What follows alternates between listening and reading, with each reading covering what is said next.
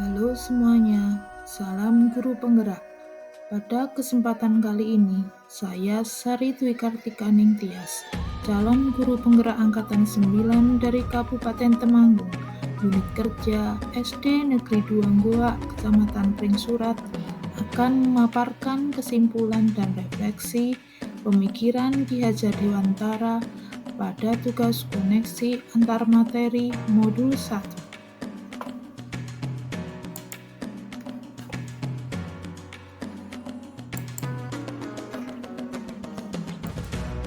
Saya akan merefleksi diri saya melalui 3 pertanyaan berikut.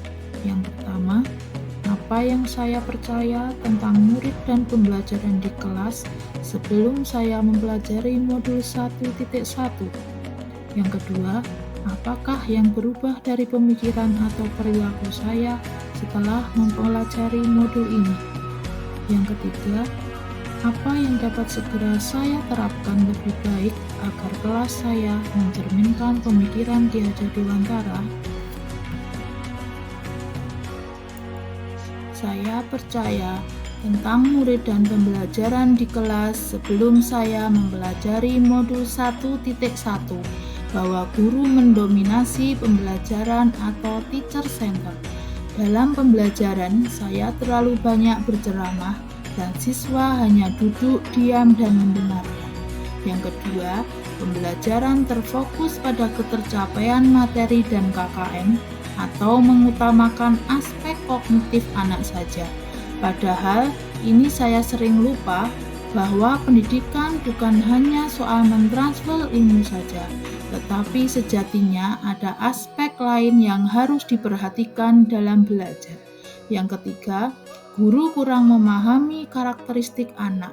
Saya cenderung menyamakan kemampuan anak dengan melakukan pembelajaran yang sesuai dengan zona nyaman saya tanpa memperhatikan perbedaan anak.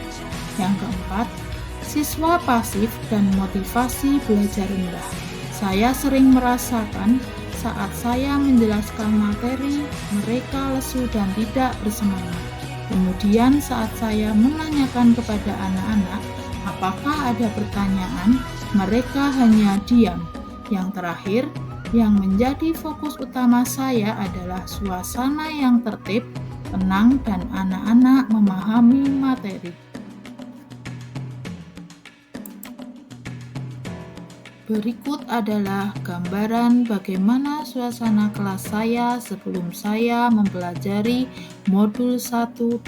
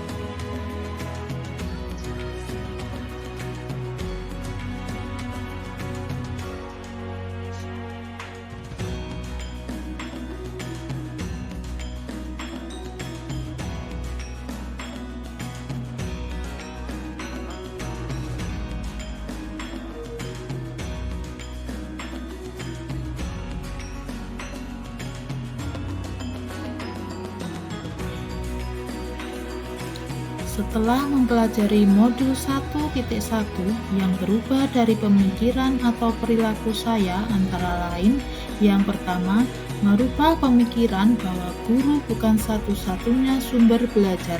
Apapun yang ada di sekitar kita bisa kita gunakan sebagai sumber belajar.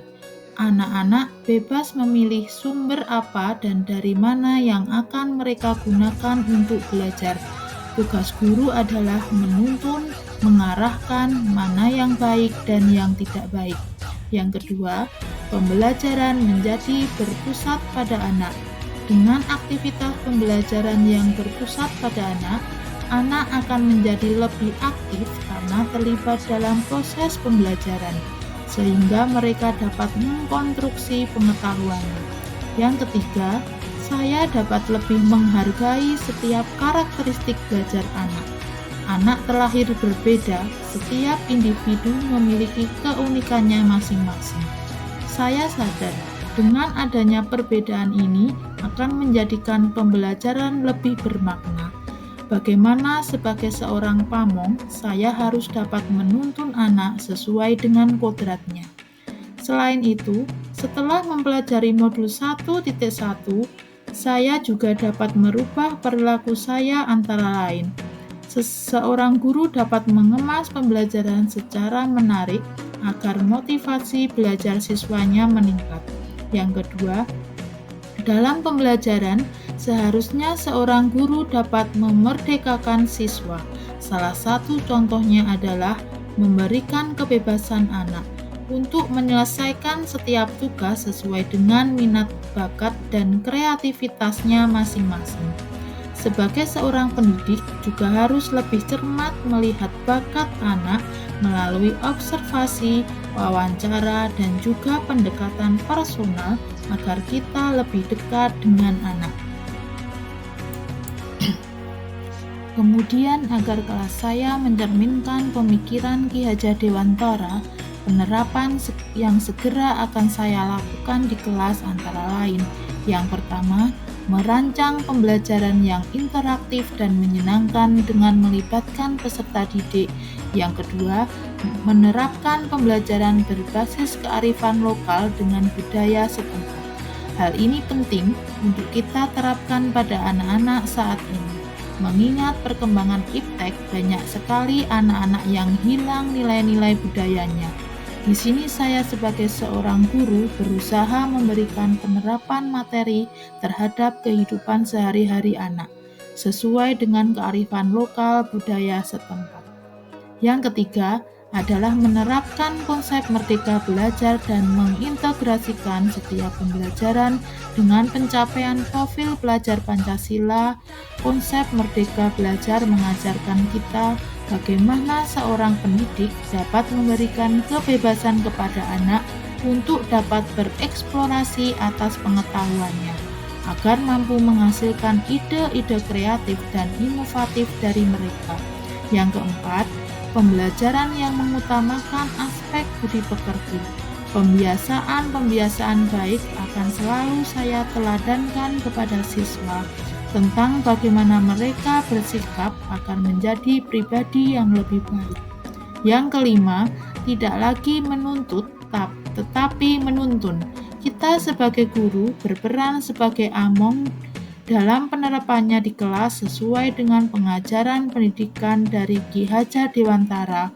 Kita dapat menerapkan pola asih, asuh, dan asah.